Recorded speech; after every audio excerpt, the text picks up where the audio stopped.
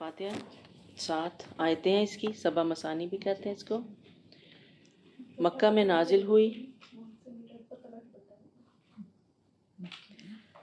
ये मक्का में ज़ाहिर है नमाज के लिए वहीं पे आई थी। रब के मफ़हूम में सबसे पहले आ गया बिस्मिल्लाहिर्रहमानिर्रहीम, वो हम अभी पढ़ के आए हैं कि बिस्मिल्लाह, और इसके अंदर ख़ास तौर पे अल्लाह के 3 बड़े नाम आए हैं बिस्मिल्लाहिर्रहमानिर्रहीम में।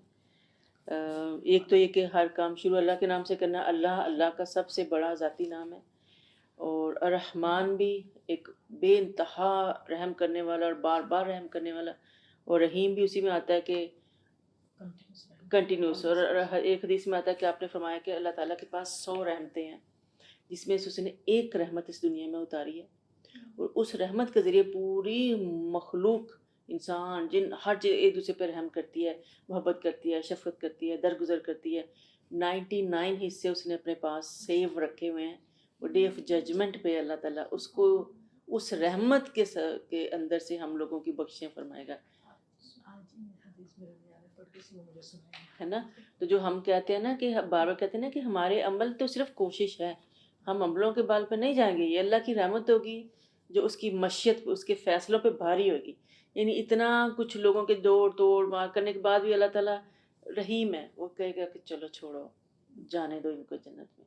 अनलेस के कोई रियली नॉन स्टॉप शिरक में पड़ा हो, तो जिसने अल्लाह का इकरार ही ना किया हो, बाकी लोगों को अल्लाह की जो रहमत है वो अल्लाह करे कि हमारे नसीब में भी इंशाल्लाह आएगी। अच्छा जी, अब आ गया अल्हम्दुलिल्लाहि रब्बिल आलमीन। अल्हम्दुलिल्लाह, हर तरह की तारीफ़ अल्लाह ताला के लिए, ये तो हमें पता ही है। और ये बहुत ज़्यादा ये कलमा इस्तेमाल हुआ है कुरान में, बहुत सी सूरतों के शुरू में इस्तेमाल हुआ है, क्योंकि इसका मतलब में सिर्फ अल्हम्दुलिल्लाह तारीफ़ ही नहीं, एक शुक्र भी पाया जाता है कि शुक्र है तेरी ज़ात अल्लाह ताला का।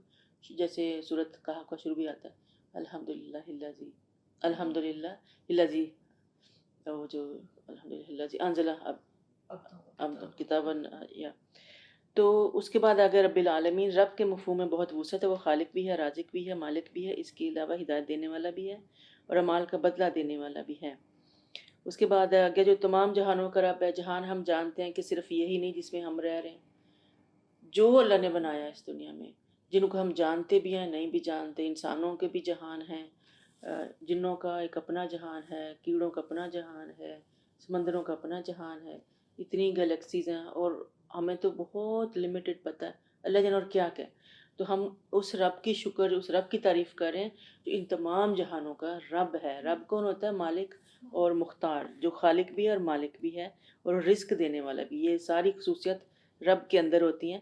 तो हम सबसे पहले अल्लाह ताला की तारीफ़ करें। अल्लाह ताला ने हमें खुद सिखाया है कि जब भी किसी से हमें कोई काम होता है तो पहले उसकी तारीफ़ करते हैं ना, उसको एडमिट तो करते हैं ना कि वो हमें देने के लायक है, तभी उसके पास जाते हैं ना। तो ये तो अल्लाह है, अल्लाह का हक सबसे बड़ा है कि उसकी तारीफ़ की जाए। वो तमाम जहानों का रब है, अर्रहमान अर्रहीम है, यानी कि वही बात आ गई कि ये बहुत ही ज़्यादा जो है वो मेहरबान है और बार बार रहम करने वाला है। मालिक यौमिद्दीन है, रोज़े जज़ा का मालिक है। इस दुनिया में तो रहम है ही, लेकिन ये वो रब है बार बार रहमत करेगा, बार बार माफ़ करेगा, बार बार दरगुजर करेगा। लेकिन अगर हम बाज नहीं आते तो रोज़े जज़ा इसी के सामने खड़े होना जाके हमें, हमारे अमाल का बदला, जज़ा और सज़ा जो भी हमारे जिसके भी हम लायक हैं उसको हमें लेना है, और इसी अल्लाह ने फ़ैसले करने हैं सारे उस दिन। इय्याका नअबुदु व इय्याका नस्तईन। और एक तो हमें इसका डर होना चाहिए, और एक हमारे दिल में होता है कि ये उस दिन का मालिक है। हम इकरार करते हैं इस बात, क्योंकि हम दुआ कर रहे हैं ना, हम इकरार करते हैं कि ये रोज़े जज़ा का मालिक है। और इय्याका नअबुदु, ए अल्लाह ताला हम सिर्फ तेरी ही इबादत करते हैं और किसी की नहीं करते। यहाँ पे खालिस ये नहीं कि बस हम इबादत करते, नहीं, सिर्फ तेरी इबादत करते हैं। इय्याका नअबुदु, सिर्फ तेरी इबादत करते हैं, व इय्याका नस्तईन, सिर्फ तुझी से मदद चाहते हैं। ये कलमे कहने वाला बंदे को शिरक वाजिब हो तो तुक बनती है, क्योंकि हमें समझ नहीं आती, रोज़ पढ़ जाते हैं लेकिन हमें पता नहीं होता हम अल्लाह से क्या कह रहे हैं। इहदिनस सिरातल मुस्तकीम। अब आगे असल बात जो हम कहने जा रहे हैं, पहले तो हम अल्लाह की तारीफ़ें कर रहे हैं ना, उसके इकरार करें उसके बड़ा होने की, मालिक है, मुदब्बिर है, रोज़े जज़ा का मालिक है। फिर हमने इकरार किया कि तू ही देने वाला है, तू ही मदद कर सकता है, तेरी इबादत करते हैं। ये सारी अल्लाह की तारीफ़ होगी। एक हिस्सा हमने अपना ग्राउंड सेट किया है, आगे जो मांगने जा रहे हैं उसके लिए।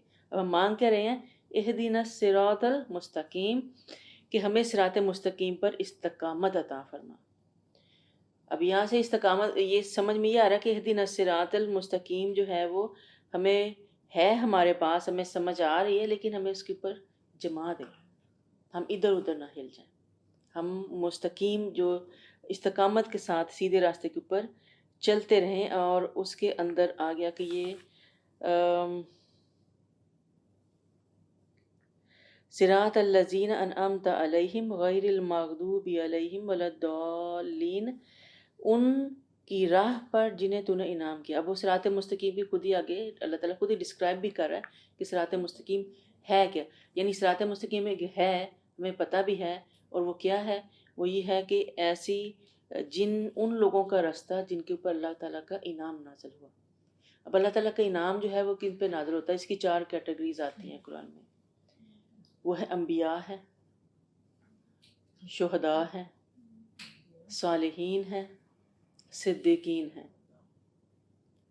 یہ وہ لوگ ہیں جو اللہ تعالیٰ نے جن کو صراط مستقیم پر چلایا یا چلنے کی توفیق دی. اور ہم اللہ تعالیٰ سے دعا کریں کہ ہمیں ان لوگوں کے راستے پر چلا، کیونکہ یہ لوگ سیدھے راستے پر تھے، اور وہ راستہ جو سیدھا ان کو اللہ کی رضا اور جنت کی طرف لے کر جاتا ہے. اور پھر آگے سے کہا جا رہا ہے کہ غیر المغضوب علیہم ولا الضالین، نہیں جن پر تیرا غضب ہوا اور نہ ہی ان کی جو راہ بھول گئے. اب یہ 2 طرح کے لوگوں کی یہاں بات آ رہی ہے. بات وہی ہے کہ اگر ہم صرف کہتے اللہ پہ سیدھے صراط مستقیم پہ چلا دے، ان لوگوں کی راہ پہ جنہیں تو پسند کرتا ہے، تو بات ختم ہو گئی تھی ایک طرح سے. لیکن پھر ایمفسائز کیا جا رہا ہے کہ ہمیں ان رستوں پہ نہیں چلنا، ان لوگوں کی راہ پہ نہیں چلنا جن کے اوپر تیرا غضب نازل ہوا تھا. غضب کن 2 لوگوں پہ نازل ہوا تھا؟ مغضوب جن پہ غضب نازل ہوا، کہتے ہیں کہ یہ عیسائی تھے، یہ تھے نصارہ تھے، ٹھیک ہے. اور جو ضالین تھے وہ یہودی تھے. نصارہ اور یہود کی راہ پہ ہم نے خاص طور پہ اللہ تعالیٰ سے پناہ مارے ہیں، کیونکہ یہود جانتے بوجھتے، یعنی ایک تو ہوتا ہے نا ضالین وہ لوگ ہوتے ہیں بھٹکے ہوئے جن کو جانتے بوجھتے حق کی سمجھ رکھتے ہوئے بندہ اگنور کرے نا تو وہ گمراہی میں چلا جاتا ہے، اگنورنس میں چلا جاتا ہے. تو یہ وہ لوگ تھے. پھر ان لوگوں پہ بار بار عذاب آتے ہیں اسی وجہ سے کہ جانتے بوجھتے یہ ڈھیٹ ہٹ درم لوگ تھے. تو ہم کہتے ہیں اللہ پاک ان کے اوپر ہمیں نہیں چلانا، کیونکہ یہ جانتے بوجھتے اللہ اور اس کے رسول سے دشمنی کی راہ اختیار کی، لہٰذا اللہ کے غضب کے مستحق ٹھہرے. اور مغضوب علیہم سے مراد یہود اور والضالین سے مراد نصارہ ہے. یہ بخاری کی روایت ہے، ٹھیک ہے. اس کے بعد آ گیا کہ آمین. اس کو پڑھنے کے بعد آمین کہا جاتا ہے، کیونکہ یہ صورت ایک دعا ہے. یہ بہت بڑی دعا ہے جو ہم مانگتے ہیں اللہ تعالیٰ سے. پوری زندگی کا نچوڑ ہے اس کے اندر، پورے قرآن کا، پورے دین کا نچوڑ اگر سمجھا جائے. اللہ کو ایک ماننا، اپنا رب ماننا، اس کے جو وسیلے بھی جو ہم کہتے ہیں کہ بھئی دعائیں مانگنے کے لیے وسیلے، تو یہ اللہ کے ناموں کا وسیلہ کرو. باقی وسیلے سب غلط ہیں.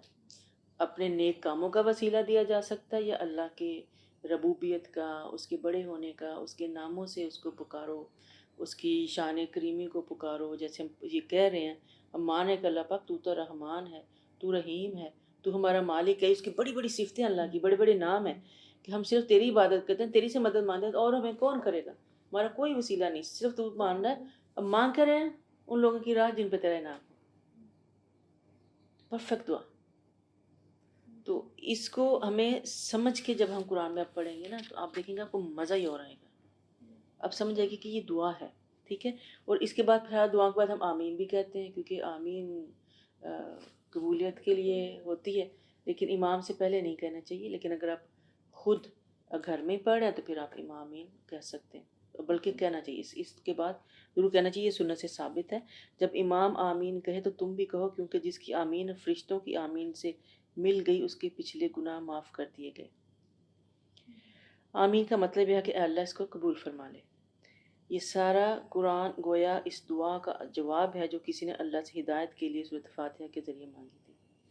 اب وہ جو ہدایت ہم نے یہاں مانگی تھی نا، یہ قرآن اللہ نے دے دیا ہمیں. یہ ہے وہ ہدایت ہے جس پہ ہمیں چلنا ہے. یہ پورا قرآن وہ راستہ ہے جس پہ ہم نے چلنا ہے. وہ ایک سڑک نہیں ہے جس پہ ہم چل جائیں گے تو مکہ پہنچ جائیں گے تو اوپر سے اللہ سیڑھی لگا دے گا سیدھے اوپر چلے جائیں گے. یہ ہے وہ سڑک جس کے اوپر چلنا ہے ہمیں انشاءاللہ.